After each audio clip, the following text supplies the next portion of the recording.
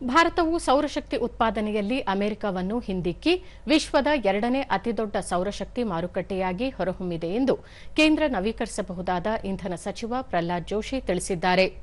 ಸಾಮಾಜಿಕ ಮಾಧ್ಯಮ ಪೋಸ್ಟ್ನಲ್ಲಿ ಸಚಿವರು 2025ರ ಅಂಕಿಅಂಶವನ್ನು ನೀಡಿದ್ದು, ಭಾರತವು ಕೇವಲ 14 ತಿಂಗಳಲ್ಲಿ ದಾಖಲೆಯ 50 ಗಿಗಾವ್ಯಾಟ್ ಸೌರ ಸಾಮರ್ಥ್ಯವನ್ನು ಒಗ್ಗೂಡಿಸುವ ಮೂಲಕ ಈ ಮಹತ್ವದ ಮೈಲಿಗಲ್ಲನ್ನು ಸಾಧಿಸಿದೆ ಎಂದಿದ್ದಾರೆ.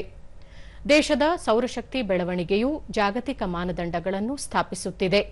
ಬಲವಾದ ನೀತಿ ಬೆಂಬಲ, ನಾವೀನ್ಯತೆ ಮತ್ತು ವಿಶ್ವ ದರ್ಜೆಯ ಮೂಲಸೌಕರ್ಯದ ಮೂಲಕ ದಾಖಲೆಯ ಪುಟಗಳನ್ನು ಸೇರಿದೆ ಎಂದಿದ್ದಾರೆ.